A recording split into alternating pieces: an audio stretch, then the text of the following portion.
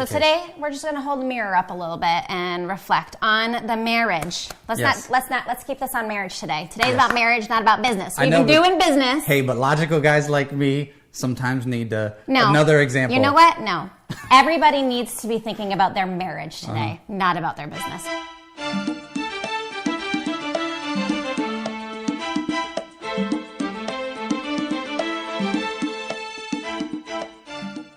Hello, hello, hello. I'm Sam. I'm Brandon. And this is the Middleton Methods podcast, where you get to be a fly on our wall and get tips, gain practical insight, and laugh at our expense. What's up, everybody? What's going on? How are you? Welcome back. It's been a week. I want them to answer me back. Yeah, well, then we have to set up live, and then we can do that. I don't want them to answer me back. Comment below. Pressure.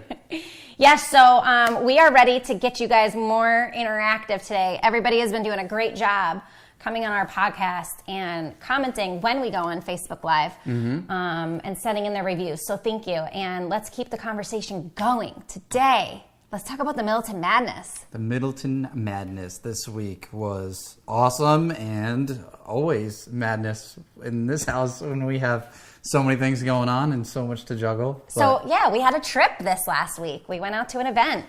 So on Orlando. Top of coordinating babysitter, packing up the kids, packing up ourselves, squeezing in, like a bribe for the kids. We always bribe the kids. I'm like, when we are done with the event, we can go to Disney. That's usually the bribe. So work and then play. Yep, we got to go do our work, and then we can go to Disney. And so they're like, yay, okay. So, it's just always crazy in a great way to go out of town, go to business stuff, because we get to be around other like-minded business people, and even not only like-minded business people. Some are like-minded in life. Some people are just uber successful in the room. It's so cool to go and soak in information from people that have been doing it for 40 years, and they have 10 times the wealth of knowledge that we have. It's so incredible to get their perspective insight. Perspective is amazing to hear. Someone like Stan, who I can't wait to have on our show. He's older, right? He's on the backside of the raising kids, right? His kids are all grown and stuff, and the way he talks about, he's a very successful attorney in his businesses, but to hear how he talks about his wife and his family and his grandkids, and where that is on the priority level is just one of, what do we have, 50 or so people in that room? I think so, yeah. And Stan is incredible. Yeah. He really is. We've grown close with him over the last couple years, and he's just such a cool guy. He has got a very successful law firm, but he never really gets up and talks. I mean, he'll get up and give some stuff about law, obviously, especially if it's important or something new is going on. But he always gets up and talks about the importance of family and marriage. And he's got a lot of kids and a lot of grandbabies. Yeah. I mean, he's got a really big family, and they're really, really involved. So I love when he gets up and talks. Yeah, perspective is He just says huge. Really good stuff. I know. We need to just go through and listen to his thing 8 times, because it's always so motivating. It's so good. It's a glimpse into the future. Yeah, and he came up to us at the event and said that he wants to come in and be on the podcast with us. So we're super excited. Coming soon. It'll be so good. You guys will definitely. So what part of it was the most mad part of it all? Oh gosh, I think for me, and I don't even think, for me, it's definitely the very, very, very long days and so many in a row. It's a different type of it's like action. Drinking from a fire hose. Yes, I mean, we have long days every day, right? We do a lot of work, and we do have to put time into our marriage, and we do have to put time into our kids. But I think it's so focused on, I mean, first off, we're working on the business, but we're not in the business. So for 3 days straight, it's we know that there's stuff that we're just not doing while we're away. And it's okay, I know I'm about to go play catch up when I get back. So, but at the same time, there are intense days with a lot of information, and then a lot of fun, and then networking afterwards, and just a lot of great conversation. And not that we don't have great conversation at home, but we just do less of it naturally between the two of us on a daily basis. There's work to do. There's quiet time on my computer. So just that much interaction all day, exhausting. It's a lot of energy. Yeah. Especially with us having to speak, as well as preparing our slides and getting up and giving a presentation and getting that kind of rapid fire questions and feedback on our business and the projects that we're working on. It was Yeah, so after... By day 3, I was like, whew. Yes, you actually did. He texted or he called me. He's like, how far away are you with... I can't fit anymore in here. I know. He's like, I can't, I'm tapped out. I can't even like consume any more information. It's so awesome. So then, then you have to be on top. We have to be like on, because it's like, okay, we've pretty much neglected the kids over the last few days, parenting wise, to be able to... They've spent more time with the babysitter than they have with their parents, right? Yeah. So now it's like, okay, we have to like totally dive in and be completely focused as parents. And then we finally get them back to school on Monday. And it's like, now we've been neglecting the business. We got to jump right back into the business. And literally, I'm like, I need a vacation from the trip. And you know what I love, though? But I love it at the same time. Business is always there on Monday. Yes, and I'm so pumped when I get back. So it's like a catch-22. It's like I'm really tired, but I'm really excited. Yeah. I'm really excited to go implement some things I learn and get back into the things that I need to wrap up. And at the same time, it's exhausting. And I'm like, I just want to sleep until like noon today, and it's not going to happen. So that's the madness for me. Just a tip for those of you, because I've seen people at events trying to work in the business while actually there at the event. If you're going to a mastermind, if you're going to a conference, you're there for a reason, and be fully present and immersed there, because like I said, I'll say it at the end of the day, like, the work's going to be there tomorrow. There's always plenty of work to do. You'll never run out, and especially in environments like that, you're getting new ideas and stuff. But the truth was, we could pretty much afford to put everything on pause for those 3-4 days, right into the weekend. And sure enough, Monday morning, it was there waiting for us. And we had our list of things to get done, and it's already just a couple days past, and I already feel like we're catching up. So we got a lot of good momentum. Yeah, for sure. Well, I do want to talk about something, though. It kind of leads into our main topic today, because one thing that does happen repeatedly when we're speaking is what people like when we go up and speak together. It's kind of something that, you like to speak with me. I always feel a little awkward, like, where am I supposed to stand? Or, we're not like perfectly polished, practiced our speech 500 times. So, the back and forth, we're still figuring out when we're on stage. We've certainly gotten a lot better with practice from our podcast, right? But there's always one thing that does come up that actually really irks me. So I wanted to talk about it today. How do I explain this without sounding like so nasty? Irks you. So when we're at events, especially this mastermind, the rapid fire questioning comes on. And this time we were getting a lot of love. Like, we got really great feedback. It was really cool. Like, people are understanding our vision and our goals and what we want to accomplish, and they're really standing behind us and supporting us.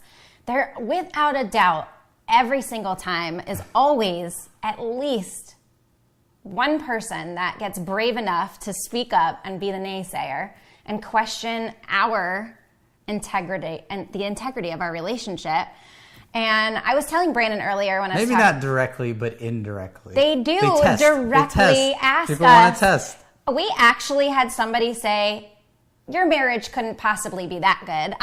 Yes, they are directly questioning the integrity of our relationship. A few meetings ago, yeah. And this last time, somebody said something very similar. Like, oh, come on, be real. Like, do you really spend that much time together? Do you?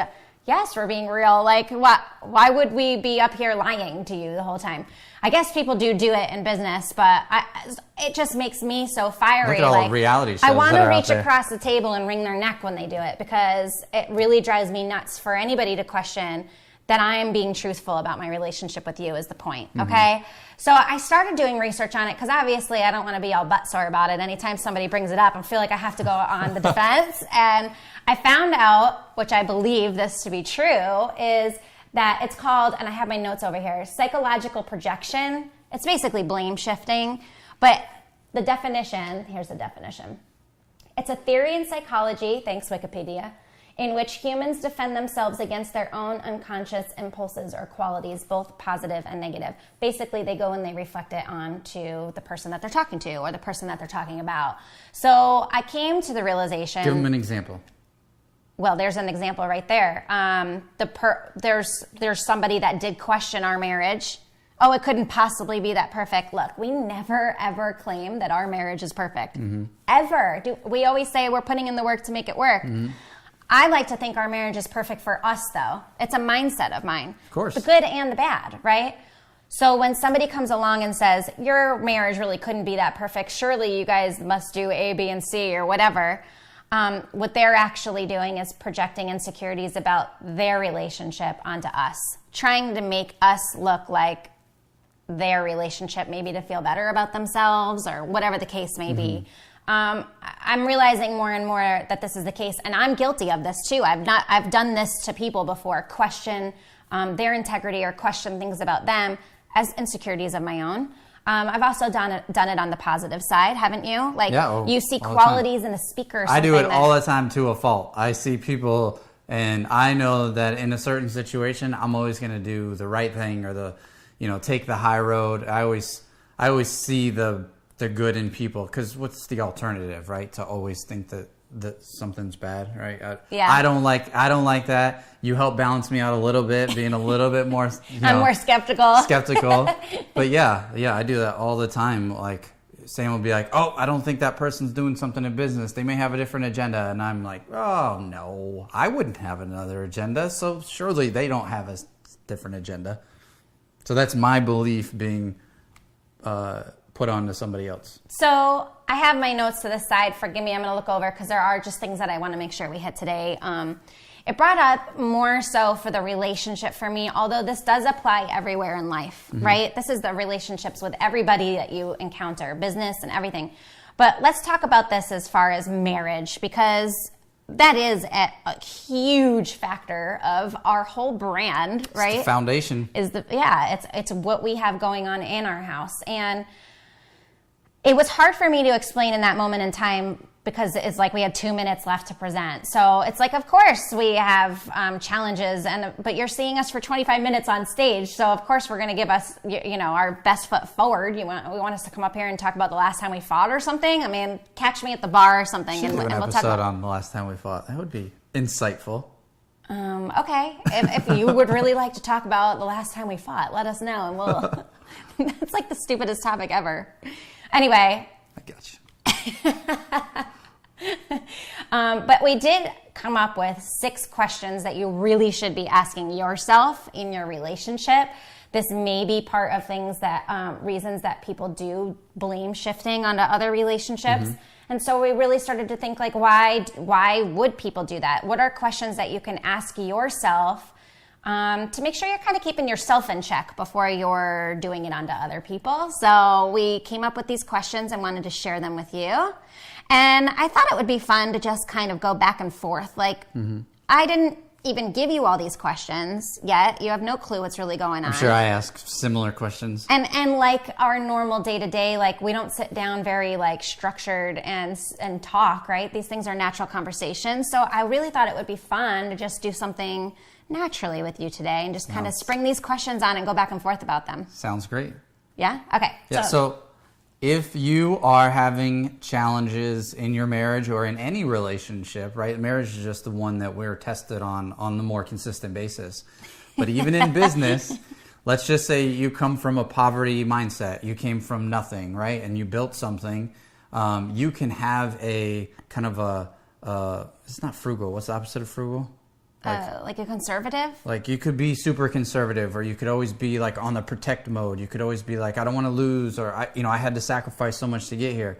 And then when you get into business relationships, you can take that into your business relationships, being like, thinking that everybody else is a certain way when they're not. So I know that's not super clear, but I just wanted to give something that, we've seen a lot in business relationships. And if you've been hurt, if you grew up and you were hurt by your parents or by someone when you were younger, you may always have that feeling of like, oh, in this type of situation, someone's going to take advantage of me. So you go into a relationship already with that baggage. I think that's what these questions are going to help put you in check. So you see that's just you. That doesn't mean that everybody else is out to steal from you, or everyone else is out to, have some other agenda, have it be something negative.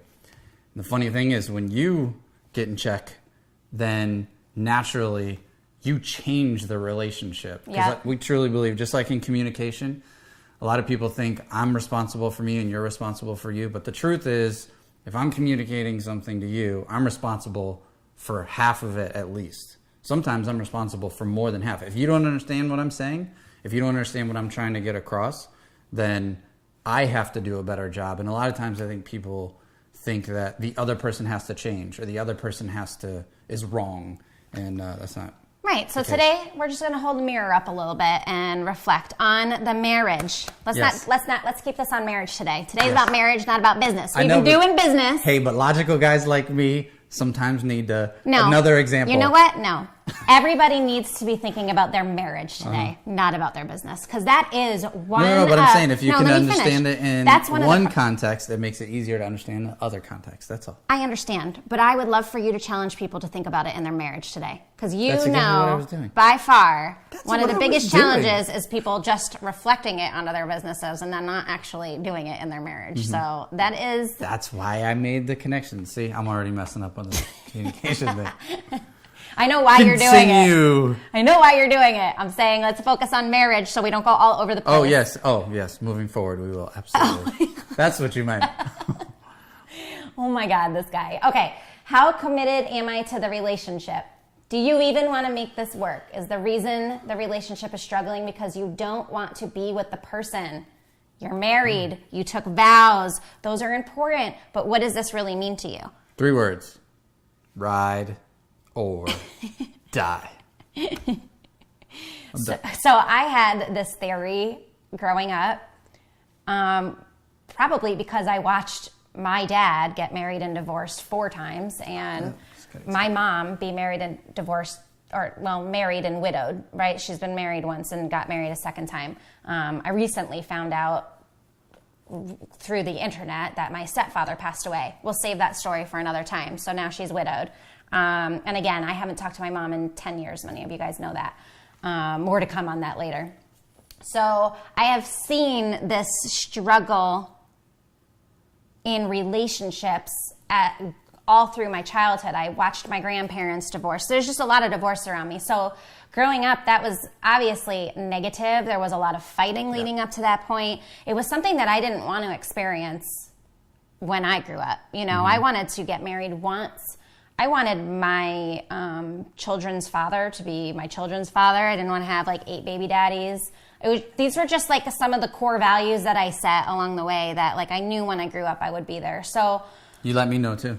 Yeah, early on. I did. And, I've always been honest and upfront for a reason, though. I've dated. I dated a lot before Brandon, and I was quick to break up with guys. It would be oh, your Adam's apple's too big. This isn't going to work out. Really ridiculous stuff. I mean, I was a teenager, don't forget, because we've been together for 2 decades almost. So, but with Brandon and stuff, as we progressed in our relationship and grew and bonded, there was a point where you and I both came to this agreement, this is it. Even before we were married, right? I think it was about the 3-year mark that we just were we're acting as if we're married moving forward. This is our relationship. We're committing to each other. There is nobody else.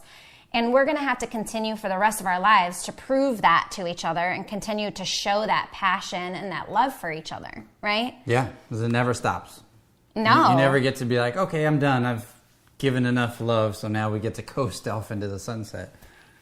A lot of people get comfortable. I think that's what happens. And then they forget to show their love and commitment to their spouse. And that's definitely one thing that, especially being so busy in business, somebody asked us recently, do you really spend that much time together outside of business, or is it always business? We do. That's why I'm so diligent about scheduling date nights and stuff, because it does get busy and we are working a lot. And then when we're not working, we have the kids, and it's important for us to make sure that we're having these key moments. For me, it's not necessarily about the quantity of time we spend together. Right. It is about the quality, because there are so many other factors in our life that don't just physically don't allow us the quantity of minutes, right?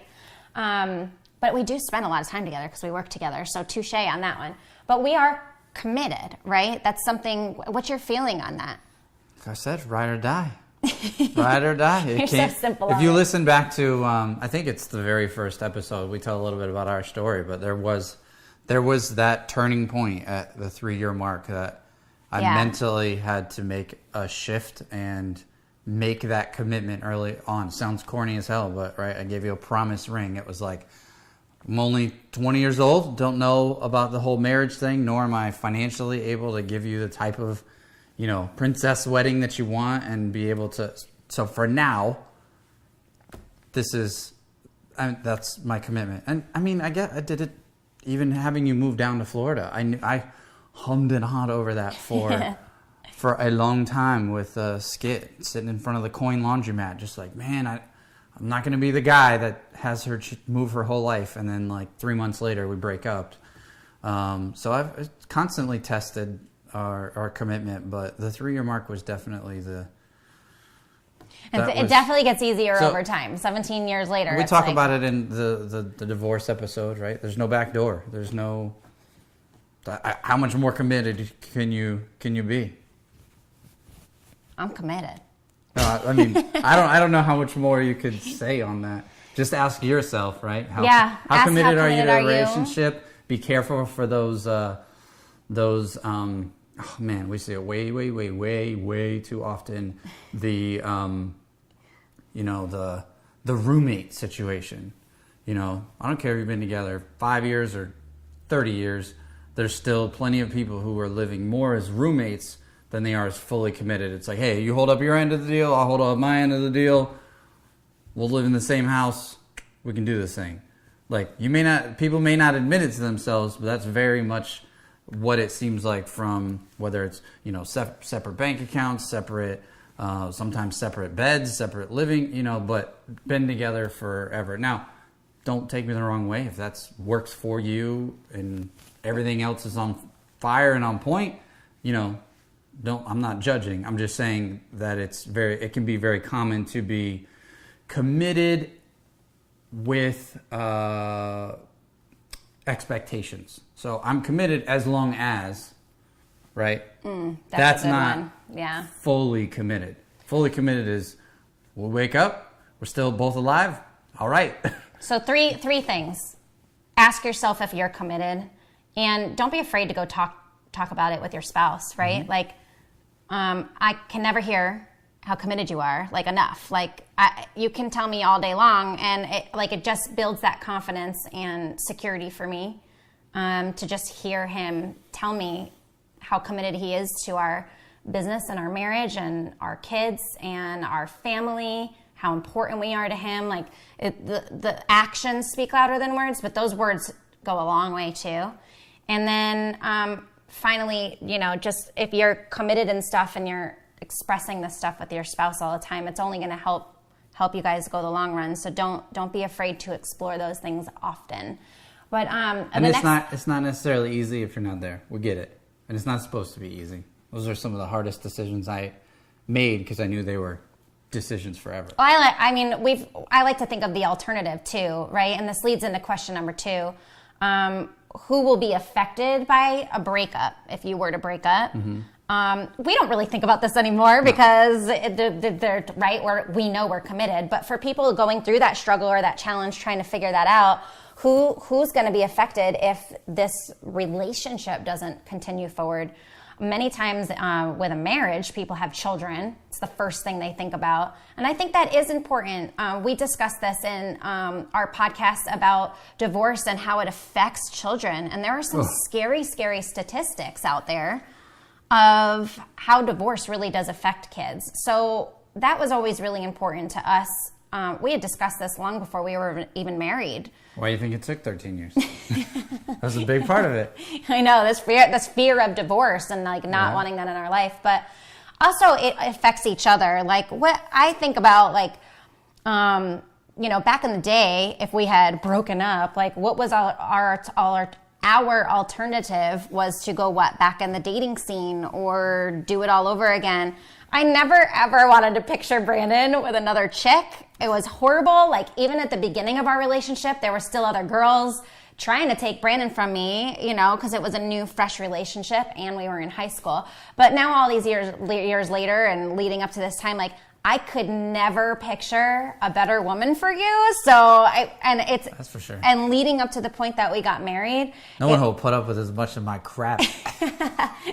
And vice versa. I mean, but I reap all the rewards from this relationship, and I don't want to share that with I don't want any other woman to ever get that, because that's mine. You know, to me, it's a gift. So, you know, think about who's affected by the breakup. Just, you know, if you are struggling or in a situation where you're thinking about divorce, it's so selfish. It's not about you, dude. So, or dudette. All right, what's the next question? What do you think love is? I think it's important to define love and understand what love is for your spouse. This would probably be, if there was one challenging part or the thing that constantly comes in as an obstacle over and over again, is we see love so differently.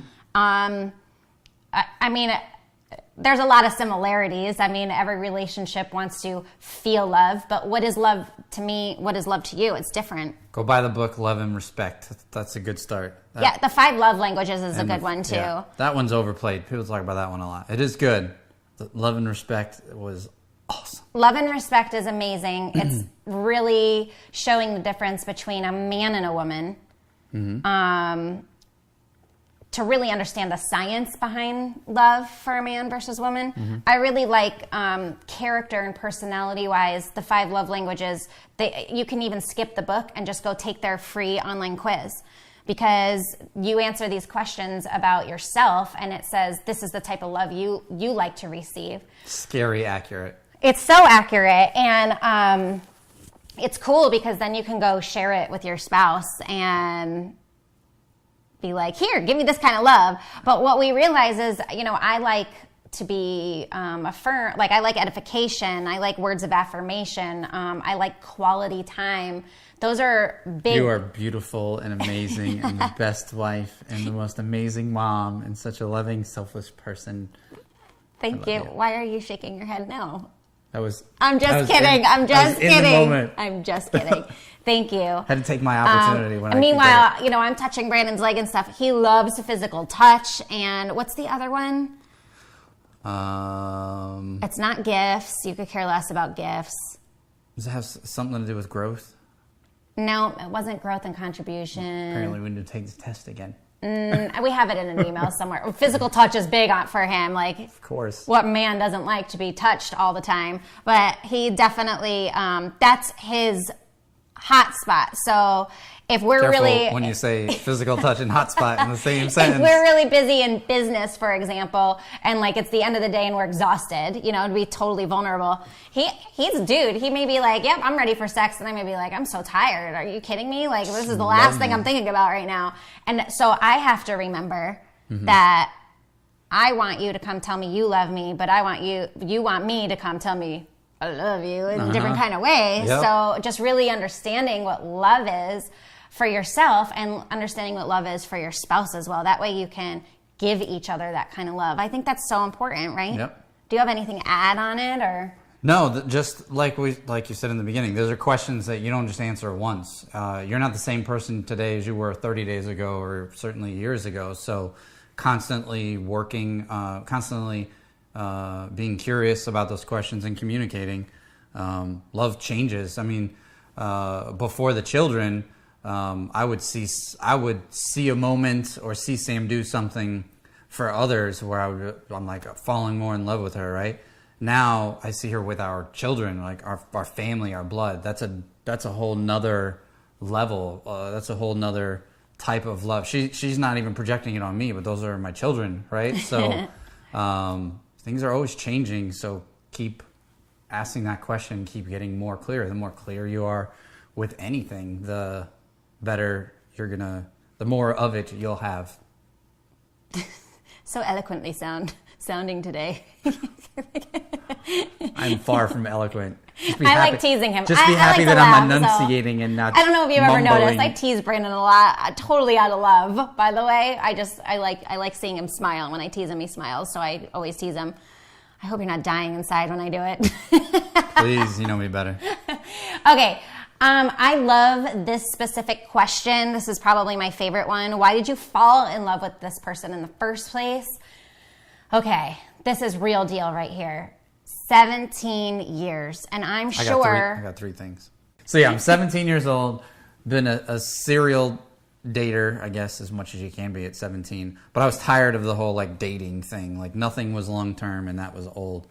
But I was young, so obviously I was around immature girls.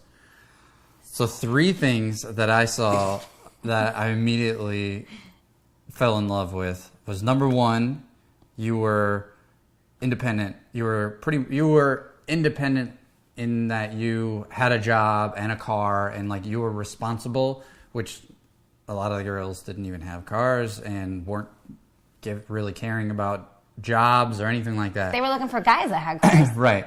So that was obviously something that I was like, wow, she's mature for her age, at least, you know.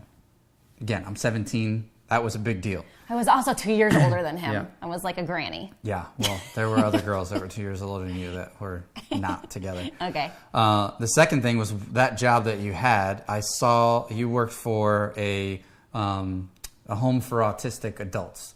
So, and probably more than autistic, right? Yeah. They're mentally handicapped. And I saw you taking care of them, all right, because you would stop by in the short bus and stuff. And I saw how you took care of them. Like it wasn't just a job. Like with my elderly family, I've seen what caretakers and in-house living, like how people are just like, show up, just do the job, take care of the old person. That's it. You did it in a way like I was like, man, I just saw this side of you that I was like, if she can be like this, eventually I'll have children. And if she can be anything like that this early on when we have a family, oh my gosh. And then the third thing is no surprise. It's your outspokenness. Your do love that. I am who I am. Well, there are times when I don't like it, but yes, I do love that about you because it's something that I haven't. I'm different. I like to err on the side of whatever you want to call it. So I tend to keep more stuff to myself, not necessarily, say it how it is. For years, I'm getting more comfortable with doing that as I, live more and more with you. But I admire that quality about you, that you don't care what other people think. You're going to speak the truth, say it how it is. And that's 17 years of it.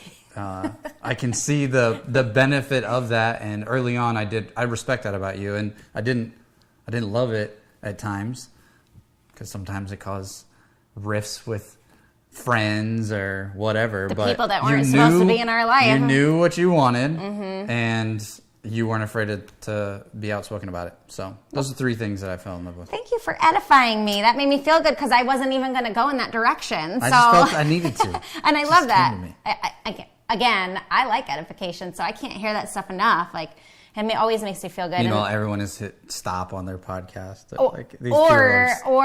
Hopefully they're inspired. Hopefully they're inspired. So let's keep hitting on this for just a couple more minutes.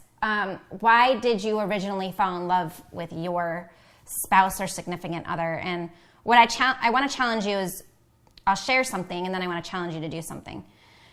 Many times, when things are good, it's so easy to find 100 reasons why you love the person. But when things are maybe stressful or times, I don't know, whether you're financially strapped or you're making changes in your life or somebody could lose their job, or there could be like 100 reasons that could make you start to see all the faults in each other. And so what I want to challenge you to do is just remember what it was that made you fall in love with that person in the first place.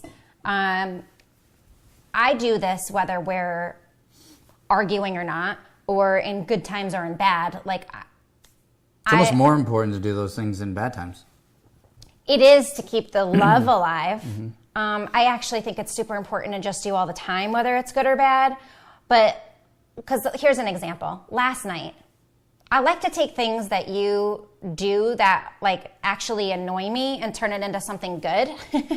So last night, for example, we weren't arguing at all. We had a great night. But Brandon was pooped from this last week, and he literally like sat down like, oh my gosh, I don't know how long I'm going to last before I fall asleep. And he sat down and literally fell asleep. I had like the open mouth sleep? You totally did. I took a picture and sent it to Erica. Oh, come on. I had date night I was watching Bachelor with one of my best friends, and so it's our date night anyway. Oh my So God. I was not offended at all that he fell asleep, because I did not expect you to sit there and If watch that The finds its way Bachelor to with me. Instagram, you're in deep trouble. No, it won't. I only sent it to Erica. But I was like, clearly he's bored with the show. But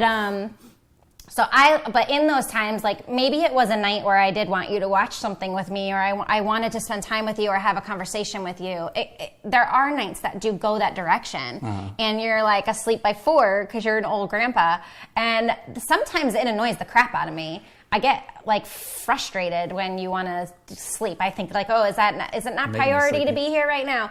So what I've started to do a long time ago, actually, is find reasons in those moments to appreciate you or whatever, right? So last night, for example, again, we weren't fighting or anything last night, so I don't know if it's the best example, but just seeing you sleep there, I was looking at you, and even though you're all like open-mouthed and sleeping and whatever, like, I took that opportunity in a good moment to appreciate something about you that I love.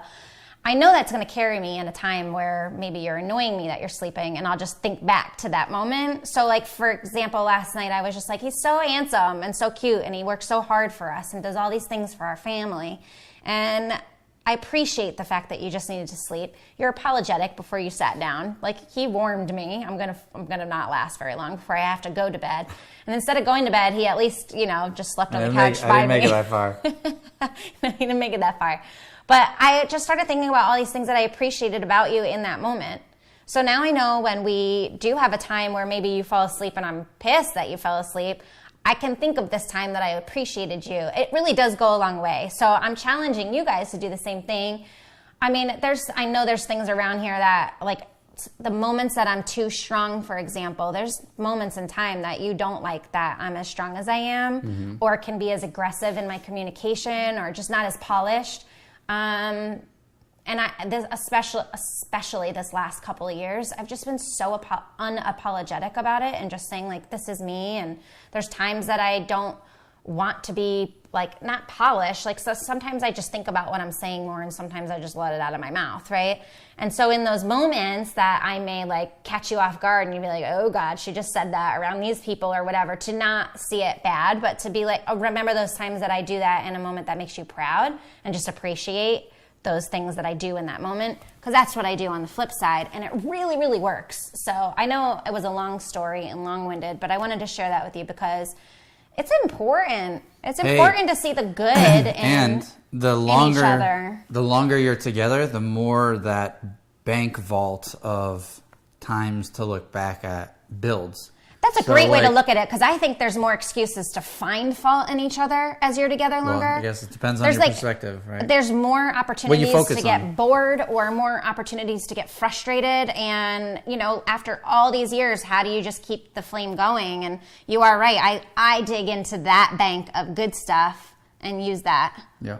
Yeah, that's really cool. I had to double down on that when the kids were infants, because there was no sleep, no leaving the house pretty much. And I had to remember back to the cruises we went on, and Costa Rica, and all the fun, crazy times that we had. Thank God we took so many pictures. Yeah, right. How much are you to blame in the relationship? This is where I love to hold the mirror up to people. I've done it to myself in my relationship with you and my relationship with other people.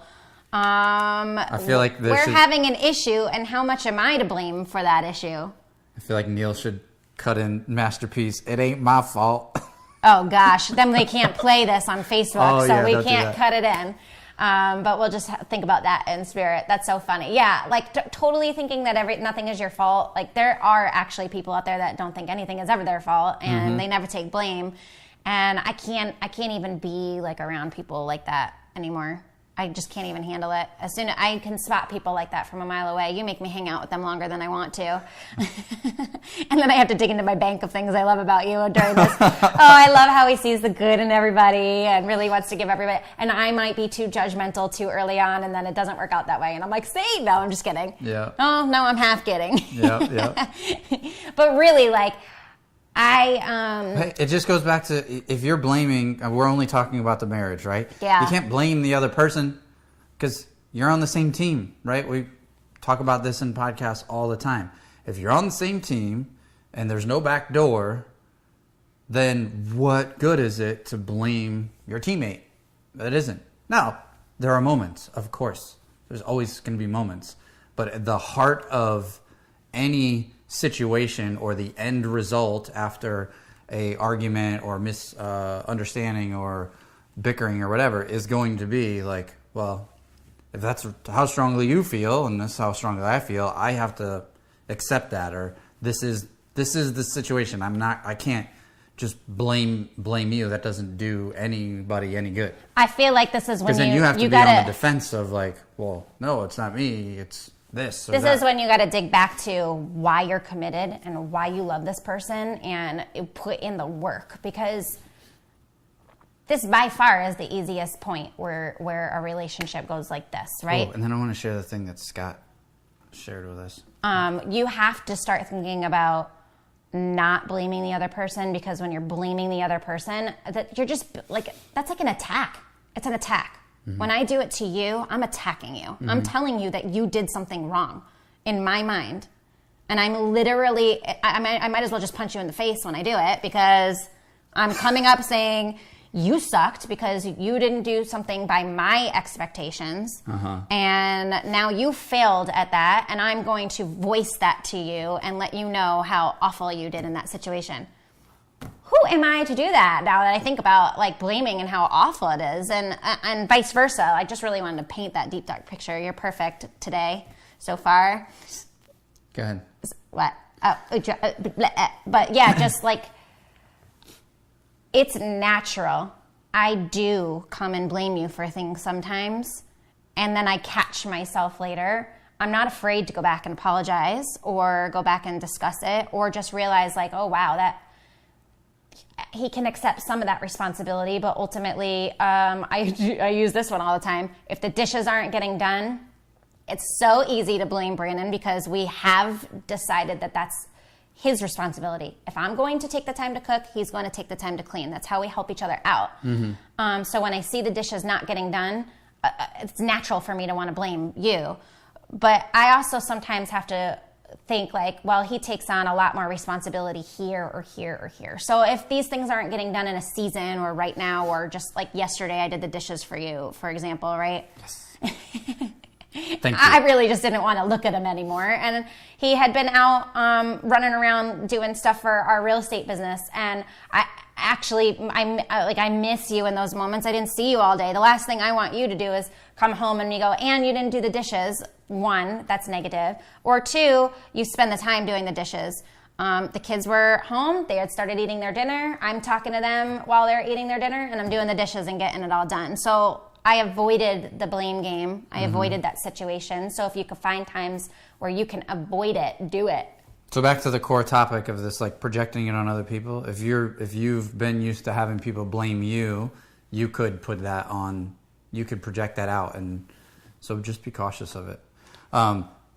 Always be cautious of this is the thing that Scott shared. His rule with his wife is it's the you never, or what was the other one? Oh, or you always. You always, or you never. You should. Yeah. You should was one. Be careful of those you always, you never. You never and you should, I think. No, I think it's you never and you always, because it's saying like in the future. Like you don't know what's happening in the future, so. We'll add you should to that, because that's a good one too. Yeah. The you should be doing the dishes so right now. So if you say like, you never do the dishes, why on earth would I do the dishes tomorrow? You've already made up your mind that I don't do them. So then I won't do them tomorrow, and I won't do them the next day. He's projecting as if this right? is a real life situation. Right. I don't tell him he never does the dishes, just for the record. Right. So yeah, I need to block these negative things you're saying about me right now. No, I'm just kidding. Just kidding. You always do this, or you know what I mean? Yeah. Okay, finally, and let's hit this really fast. We've talked about this for so long. We can talk about relationship stuff all day, clearly. You take it. I need my notebook. Go. What's a good, positive thing coming out of your relationship right now that you can focus on? I say this all the time to my girlfriends. They call me when they're in a time of need for a reason, I'm realizing. I just was talking about this with Brandon the other day, that a girlfriend will call me when she's down in her relationship. without a doubt, like any girlfriend that I can think of, they always call me the most when they need that support, because I always say the same thing to them. What's one thing that's working for you today? Even if it's not in your relationship, what's one thing that's working for you today? Oh, great. Now that you figured it out, just focus on it. Stop focusing on what's not working and start focusing what is working. And challenges is always easier to focus on. It takes work to focus on the things that aren't. Yeah, and I won't hit it for too long because I know it goes back a little bit to the blame game. But when you're looking for things wrong, obviously that's going to have a negative outcome. When you're looking for things that are right, and I've literally seen friends that are telling me that they're considering divorcing their spouse because things are that bad, and this is wrong, and this is wrong, and this is wrong. And I shit you not, I have literally seen people willing to put in the work. They do not want to see divorce happen. They don't know how the heck they're going to get out of it, but they're willing to try anything, and they have gone through that process of just like, I know it's hard when you don't want to find your spouse attractive to find them attractive in any way, shape, or form. But what is one thing that they are doing right today, and focus on it. And it really works. One thing turns into two things turns into three things turn into four. Your demeanor changes, the way you act towards your spouse changes. Therefore, they start making changes. I mean, even times that you and I just like, we can have a little riff about the way we're going in our business or something. And literally, I could go one of two directions. I could let it affect my whole day. I could be pissed about it all day. I could not speak to you for weeks or whatever, but it's not serving anything. Eventually, like, I just need like a short little cool down period, and then I'm like, all right, we need to move on. What's something that's working today? Go. And then I'll just change my attitude. We tell the kids to do that all the time. Yeah. You know what? You're being kind of negative right now. Go to your room, and when you're ready to change your attitude, you can come back out. And I actually check myself and do it to myself all the time. Like, oh, I'm being a little negative. I'm just going to go change my attitude. Love these little kids. They teach us so much. So go out, change your attitude. For all those people that do question the integrity of our marriage and stuff, we are putting in the work all the time. Marriage is the best and hardest work. I know people want to challenge that it's parenting. It's like parenting, the hardest job you'll ever love. That's more of a hard job. I'm not going to say that. I think marriage comes before children. Mm-hmm. So for me, this is the hardest job I'll ever love, because still working with another adult is a little bit easier than communicating with a 2-year-old, 3-year-old. And you know what? It's so weird, because I actually think the complete opposite. I think little children do test us because they want to know what boundaries they can push. It's natural in their bodies, right? But you and I mean, and especially growing together, there's times in our life where we both want to be not different people, but we're changing and we're growing and maturing. For sure. So naturally, we have to fall in love with each other every year. We have to fall in love with things that are changing about the other person. We change things in our business, and like, you may have a different role. Like, especially, let's talk about like this podcast and stuff. While we're coming out of the woodworks more, coming out into public more, we've had to be more vulnerable and share more things about our life. And I can't be afraid to do those things, right? Right. You speak a certain way that I may not necessarily love all the time. You share things that I would never have shared that with people. To me, that was private. I have to accept and love every single piece of you every single year. And we always say at the end of the year that we're more in love the year before. Don't know how that happens year after year. I don't know how we're not going to explode by the time we're 80 of like constantly feeling like how do you hold any more love in your heart for somebody, and then you figure it out year after year. It's a muscle. It just keeps getting stronger and stronger. I mean, it's a good challenge. I have fun challenging ourselves every year to do it. And, you know, life is always changing. People are always changing. And at the core, we may always be like the same person, but we are growing and adapting and maturing all the time. And that's something that we constantly just have to fall in love with each other all the time, and find, not only remember the old reasons that we love each other, why we fell in love in the first place, but love things about that person now. There's things about you now that I love about you that you weren't even showing back when we met, right? Absolutely. All right. Brandon's no BS business tips. All right. So we were just at this amazing mastermind, right? Room full of people who spent many, many thousands of dollars to be there. all performing at high levels. And I got this really good nugget along from many of them. But I wanted to share it because it kind of goes in line with what we're doing and what I think any long-term business, any business that's not just a hustle, right? Something that is going to be here 10 years from now, 50 years from now, 100 years from now. And it is a brand. So branding is something very different than just marketing, right? Marketing, every business needs to market. Every business has sales. You get coupons in the mail. You see, ads all the time. Marketing is one thing, but big companies that have been around for hundreds of years, invest in the brand equity. So a brand, I want to give you the definition, or a definition, is an emotional connection that separates your business from your competitor. Coca-Cola, Pepsi. Very different, right? Coca-Cola, love them or hate them, enjoy life, right? They've got all the holiday seasons, open up happiness. I know my life's a lot better when I'm enjoying a Coke. Whether it's true or not, they know what they're doing. 56 grams of sugar a can. You better be enjoying life. Yeah, but Pepsi, on the other hand, Pepsi's usually what? Superstars, Britney Spears, Oh, Jimmy you're right. Fallon. I'm like, what is it? Because who cares about Pepsi? It's attention, entertainment. It's not... I mean, it's still been around a long time, but the brand is... They do star status. They're number 2. Yeah. Right? By a landslide. So that emotional connection. So whatever you're doing in your business, and even if you're doing the corporate thing, think about, the brand of you, right? You are a brand. The way you represent yourself, or the way your company is represented, or the company you work for, think about the brand, because that brand is something that a team gets behind. The brand is something that your customers don't just want a transaction. Apple is another great brand, right? That you have followers that are going to, we will not buy Windows ever whatsoever. That's the brand. We're loyal to the story. We're loyal to what they represent, how everything just works, right? So whatever business you're in, this is us with our Middleton Methods, with our Freedom Methods. Our brand represents something, right? It represents priorities. It represents family. It represents marriage, obviously. And business, too. And business, but everything in its place and everything prioritized accordingly. So if you don't have a brand, you just have transactions. And there's nothing wrong with transactions. But what clicked for me when I heard it this way by one of the guys is a celebrity branding. He connects big brands with big celebrities and makes these $100 million deals happen. Like Kohl's and J-Lo.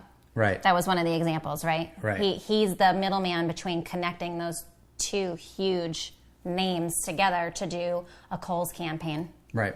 So what clicked for me was not just this emotional connection, but the idea of transactions versus buy and hold. Transactions are cash flow. So as a real estate investor or as any business owner, you have cash flow, right? Every month you buy and sell things and you make a profit. That's your cash flow that keeps the lights on, right? Every now and then you build that cash flow up. You build up your reserves, and then you make an investment. You buy a piece of heavy equipment. You buy in real estate. We buy a rental property. We buy something to hold, an asset to hold long term. If you're only always just transacting and never taking aside profits and making an investment for the long term, as soon as your business stops, the transactions stop, your business is over. That's not long-term wealth. That's not building something that's going to be around long after you. So that just is a reason that it really connected me. Like, our brand is something that we're growing slowly over the long term, and it's an investment in our kids' generation. It's an investment in our grandkids' generation, and your kids, hopefully, and your grandkids. So it's very different than what we do necessarily day to day for cash flow and to make business and the deals that we do. Right. Yeah, I love that. Cool. So. That's it? That's it. That's it. Quick little tip today. Think about your brand. Like that. Think about your brand. Build that brand equity. I'm pulling in my resources here because I found this awesome little quickie for you for our marriage minute today. And it's 5 things. Quickie in a marriage minute. 5 things a wife needs but doesn't know how to ask for. I thought this would just be fun to share with the men out there real quick. Ladies, tell me if I missed anything. Marriage minute? I only think it's going to take a couple minutes because we did talk a lot about love today. So I'm going to just I'm going to use this as an opportunity to just give them tips more. Okay. You know? Let's do it. And I got this off of crosswalk.com. The 5 things a wife needs but doesn't know how to ask for. 5, verbal affirmation. We discussed this a lot earlier. That's my love language. Pro. He gets better and better all the time. So, even though you know you're the most loved woman in your man's life, or at least you'd like to think so, it does go a long way to actually hear the words come out of their mouths. And not just, I love you. I love you because? Is that what you were going to say? No, not just I love you, right? We're all like, what? I tell her all the time. I affirm her all the time. I love you. I love you. I love you. I love you. No, that gets to be routine. So calling out specific things that I love about you, or bringing attention to something that you, like yesterday, I came home, the whole house was clean, kids were fed, my dishes were done, and I was so exhausted I didn't say anything last night, but I made note of it, and I was like, I have to let her know in the morning I noticed these things. That's an affirmation. Yeah, it is, and it does make me feel good. Could have taken it a step further and just posted on Facebook, but I didn't want to go that far. Yes, you can do that anytime you'd like to profess your love publicly all over the internet. Go for it. And to go back to your just saying I love you. So to me, saying I love you is enough. I love when you go the extra mile and tell me there is no other woman in the world for you. That's for damn sure. And I already know that. Duh. I'm amazing for you. And I know I'm the perfect wife for you. I don't think there's another woman that could do what I do in our marriage. But I love when you tell me that. It's one thing for me to think it. It's another thing for him to tell me, right? So, you can say I love you, but the I love you because, that's why I said the I love you because, think in your mind, not just saying I love you out loud. You can skip that part. In your mind, go, I love you because, and then start talking to your spouse because all those reasons are going to come out from then. And it can be any topic or subject. When you start saying all the things that are amazing, even if it's more vanity, I love when you give me a lot of compliments when I get dressed up, and I do put the time into my hair, put the time into my makeup, which is not something that I do on a daily basis, right? So when you're like, wow, you look really pretty today, I don't think oh, is it because I have makeup on? I just know it's because I put that time and my effort into making myself look a little better than spandex pants and tank tops to run out the door. Don't diss the yoga pants. Yeah, I know. You like the jiggle pants. The jiggly All pants. right, number 4, undivided attention. This is huge, guys. Put the freaking phones down. Shut the laptops. I'm guilty of this, with the TV at night, right? Sometimes I just put on a show that you want to watch, or we won't even watch TV, or we'll throw on a movie or whatever, or we'll play a game instead of watching TV. Just that undivided attention. This is why I do date nights, because it's about me and him when we're out. The kids are taken care of by a babysitter that I trust, and Ringer the off. ringers are off. Swipe up. Do not disturb. He goes on do not disturb. I don't. Damn, why am I missing all these calls? It didn't even ring. Yeah, I don't, but I'm really good at just ignoring my bad. phone, really good at it. So, I keep it on, obviously, because we're out and we have children at home, so they have to be, somewhere on the back of my mind while we're away. But, I love that you turn off your ringer. I love that you put your stuff on do not disturb. I know that's going to be my time, and I enjoy saw a that. post from Justin Brooke about going back to a flip phone. Oh, boy. Yeah. That sounds horrible. All right, It made me think. Time alone. No more smartphone. That would be interesting. Oh, that would be very interesting.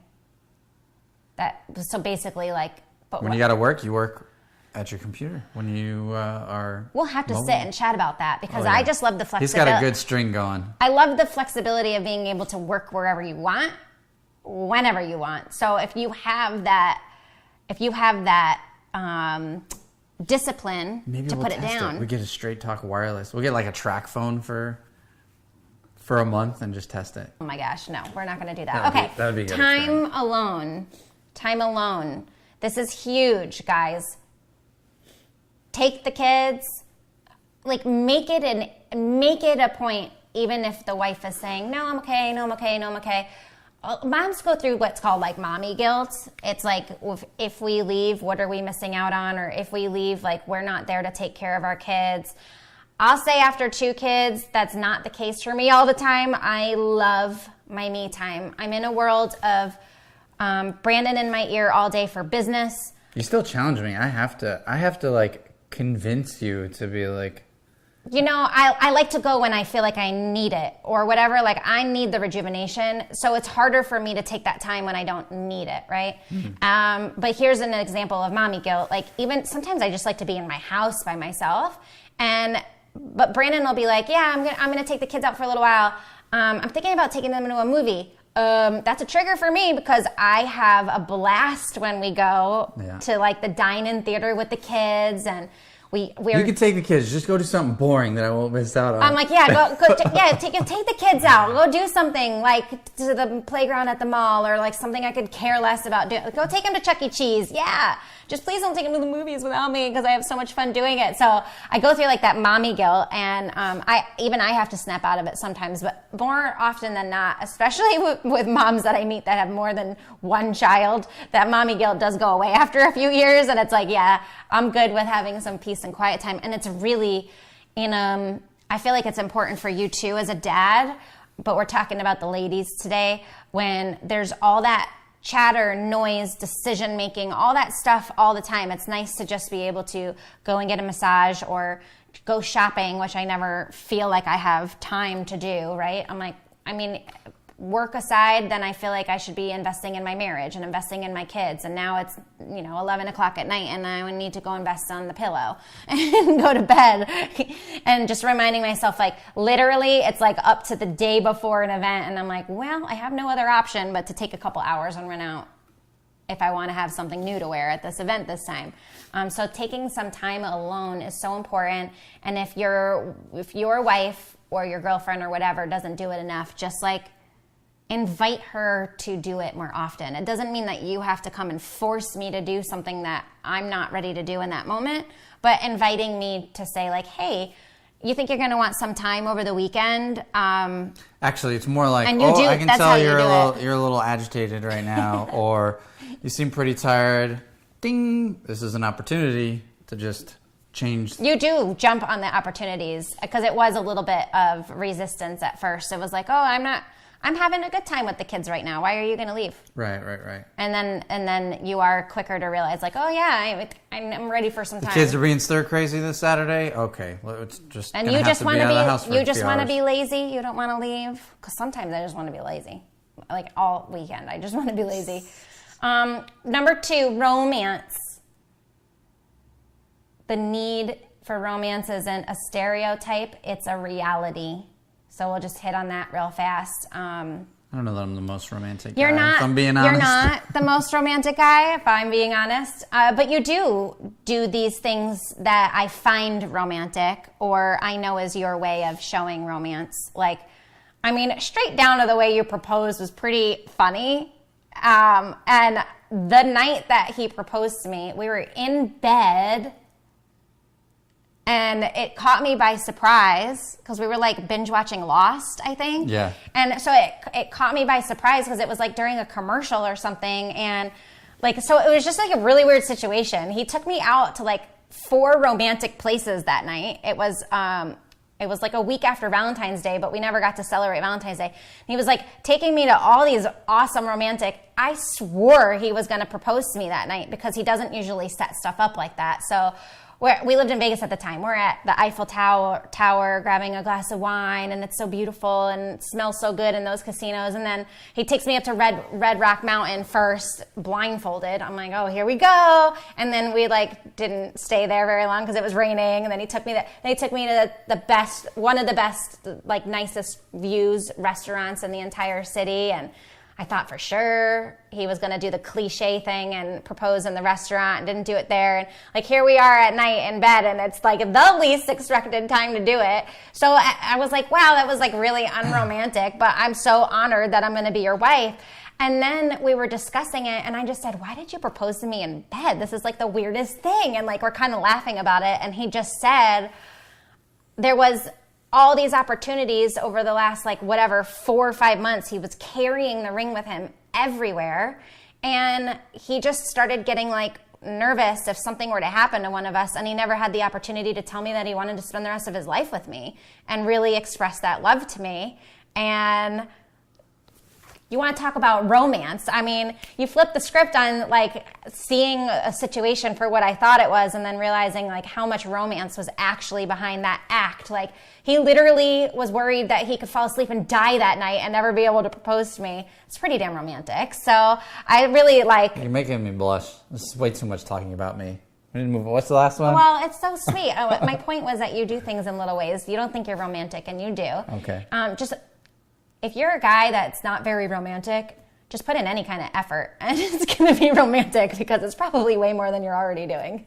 And if you need ideas, hit me up on Facebook or go watch an episode of The Bachelor. I mean, you put together some Bachelor-style dates. To get that You'd be idea. like, how can it be more romantic? And I'm like, Bachelor-style date.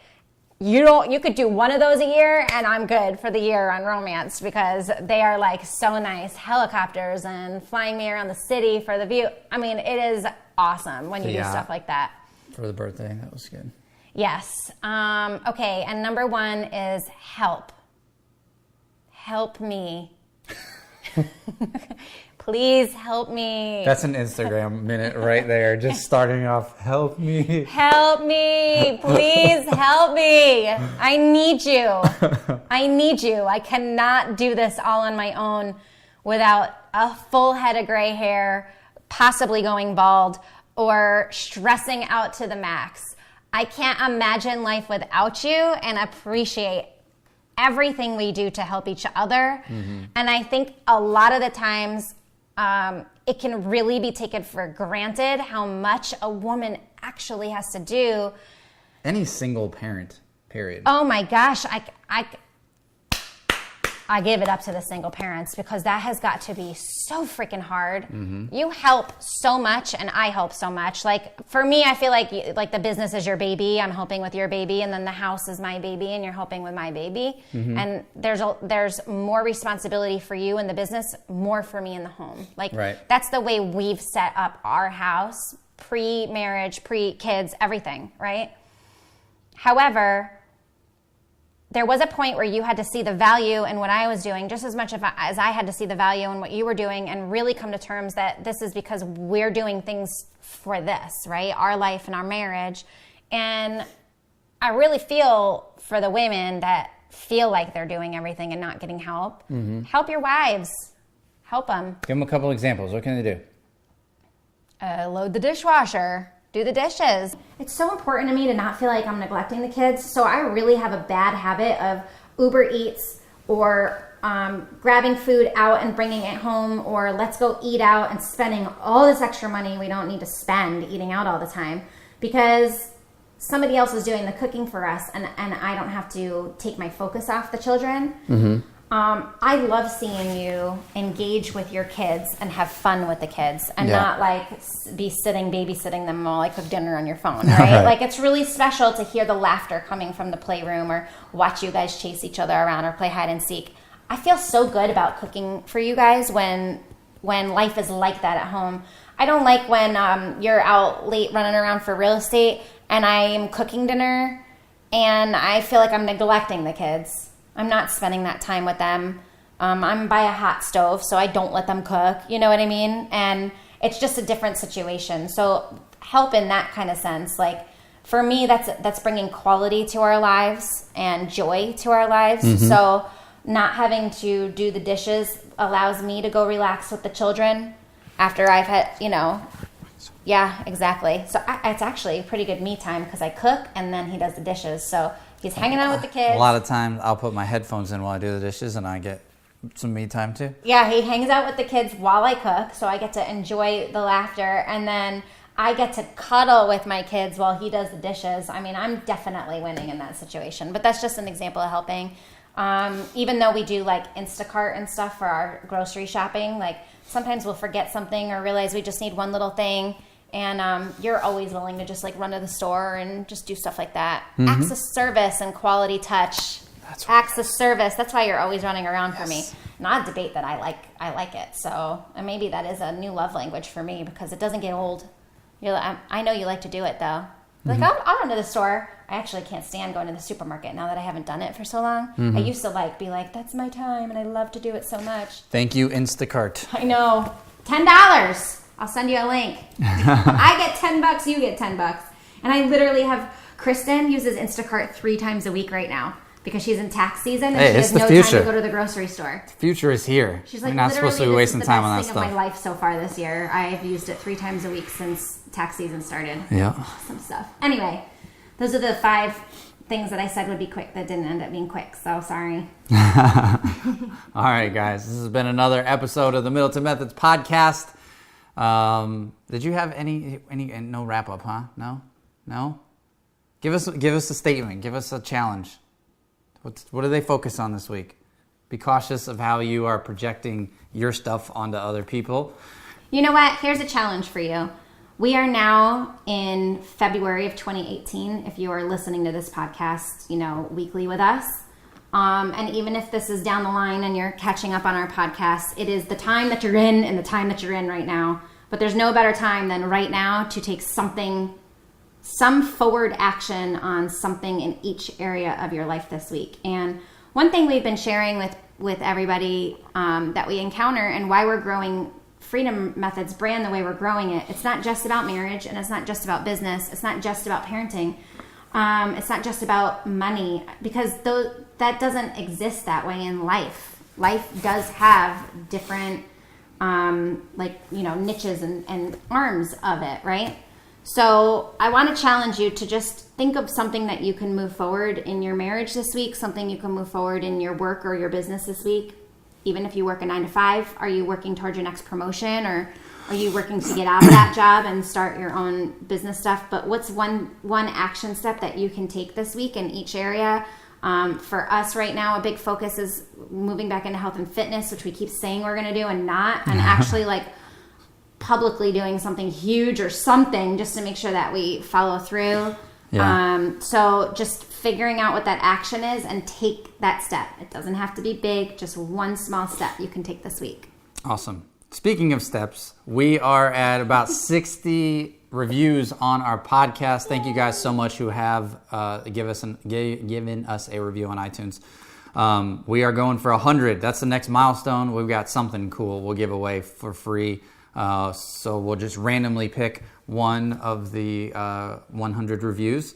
So if you can, head over to iTunes, give us a star rating at the least. If you like what you're hearing, please give us a little written comment. We would appreciate it. That helps us spread the message and get this out there to more families and marriages and entrepreneurs. So with that, it's been another great week. We look forward to seeing you guys next week. We've got a real exciting special interview guest coming up next week. And like we say every week, marriage isn't easy, business isn't easy, life, parenting, none of this stuff is easy. Sure, it has moments where it's easy, moments where it looks awesome and perfect, but anything worth having is worth working for, right? So we are putting in that work to make it work. We challenge you to do that as well and take that attitude with you into your business, into your marriage, into your parenting this week. And we will see you next week. Putting in the work to make it more than work. To make it more than phenomenal. All right, guys, we'll see you next week. Take care. Bye.